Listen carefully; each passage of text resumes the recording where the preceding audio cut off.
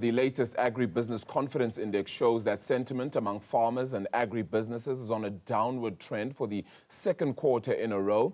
According to the data, the index slipped to 63 in the 3 months to September. That's a 2-point drop that points to growing concerns within the industry. Joining us now to unpack the report and discuss what this means for the future of food security and economic growth, Chief Economist at the Agricultural Business Chamber of South Africa, Wandile Sihlobo. Wandile, it's a good morning to you. Always good having you. We went from a topic about being out in the sun to another one about being out in the sun doing a lot of wonders, but confidence dripping ever so slightly. What's the cause? Dripping, but not yet at a worrying point, Arabile, because remember, we look into this from 100 to from 0 to 100, and right now we're still at 63, which means that the sentiment is still in a territory where you would regard it as favorable for agricultural conditions, but of course not in the right direction. And the key cause behind that are the animal diseases that we continue to see. You just heard, for example, yesterday, the Minister of Agriculture talking about the foot and mouth disease. That's the major aspect that is affecting the sector at the moment. And the second aspect, of course, are these geopolitical tensions, particularly the U.S. concerns about the tariffs there, because we still have some subsectors that have a bit of exposure in the U.S. And lastly, it's a long-running themes about the municipalities that are not functioning well, the slow progress in releasing land that is owned by government. All of that limits the long-term growth of the sector. And I think those are the core things that we found from the respondents when we surveyed them for the third quarter of this year. That just sounds like bad news. You haven't given me any bit of bad news, and yet you still remain upbeat about the sector. Where's that coming from? I remain upbeat about the sector because there are some sub-sectors that are doing reasonably well. I mean, if you talk to guys that are in the grains and the oilseeds sub-sector, they've had a fantastic year. You talk to people that are in wine production, fruit production, and even vegetables, they've done reasonably well. And in fact, that improvement at the ports, thanks to the effort of Transnet and the others, especially on the agricultural side, we've seen our exports quite robust. I mean, think about the second quarter of this year. The South African agriculture exports were up 10% at around $3.7 billion US. So that's something that is helping to an extent that we've categorized this year that it will be a year of a recovery in agriculture, albeit it will be an uneven one, with the livestock industry being the one that is a bit under pressure. Yeah, Wandile, let's help me here. Despite following the sector for many years, more, although you followed it longer than I have, certainly, the big question mark would be if we have more crops, things are supposed to be less expensive. But that isn't always the case, especially when you have other geopolitical issues happening, plus a rise in fuel prices that has happened in the past. Absolutely. And of course, one of the challenges that South Africa is part of global agriculture. I mean, we're quite integrated. If you look at us and you consider a number of agricultural value chains globally, we're usually within the top 10 or so of the exporters on some of these things. But the core thing to your question is that the commodity prices are affected by what's happening elsewhere to an extent that sometimes, even if the harvest is decent here, if there are wars and logistical issues elsewhere in the world, you tend to see that impacting the prices even here, as well as the fuel prices, because at the end, about 80% or so of our agricultural commodities are transported by road. The decline of rail over time is one that has caused that. But if you think about the current moment, though, I would argue that from our perspective at Agbiz, we are looking at a food price inflation potentially moderating towards the end of the year.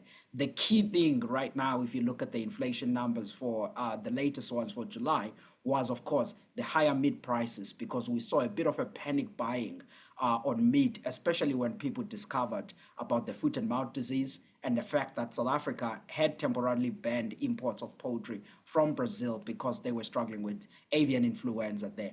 But all things considered, we think that towards the end of the year, consumers will start to see the benefit of a bigger harvest, even on the food price dynamics. Yeah, we're going to speak to somebody you know very well. That's Dirk Verwoerd from Karen Beef a little bit later to talk about that foot and mouth disease. But what does something like that do for development and foreign direct investment in South Africa's agri-sector? Because a lot of people look at us and think, well, if that's happening, we can't invest in South Africa and can't buy from South Africa, and that weakens us. Surely that would be the case as well.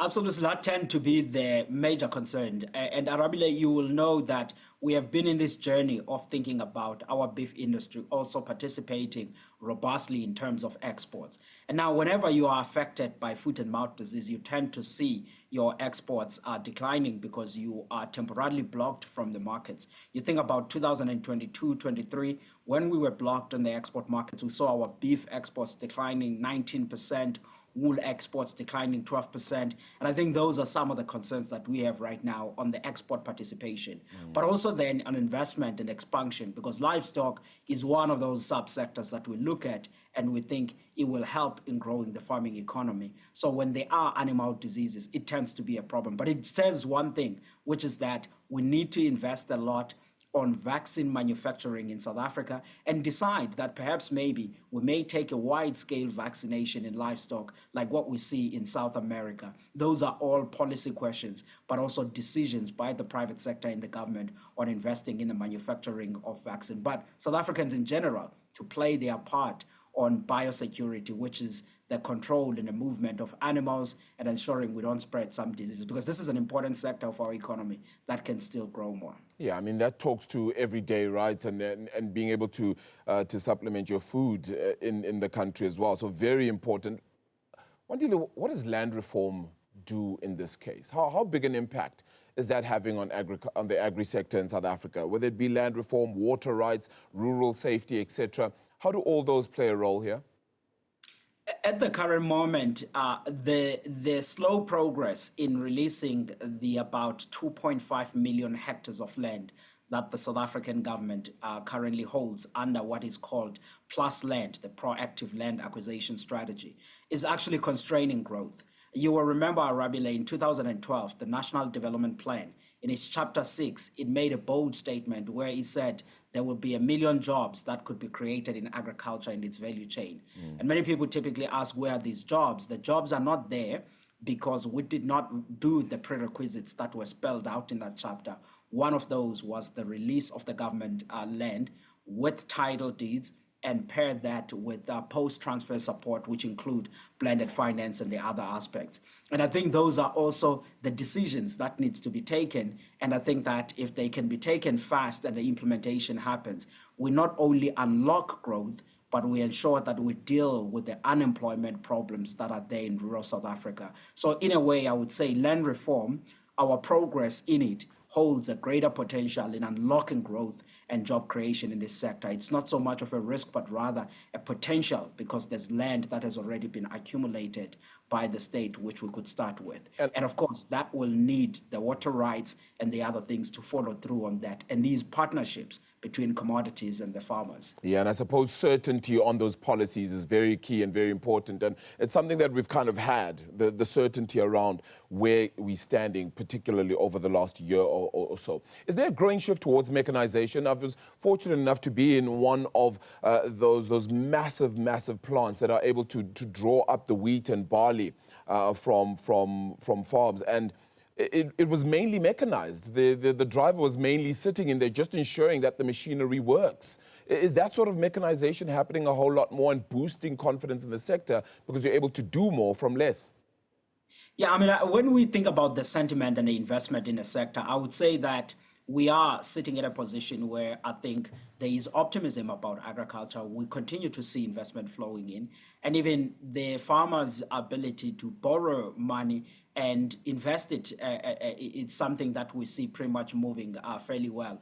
And as we speak today, the South African farm debt, I think it's around 225 billion rands. It's not that farmers are not paying back their money. They are getting it so that they can invest in mechanization and the other aspects of the farm. But there are two gains, Arabile, that we are seeing right now.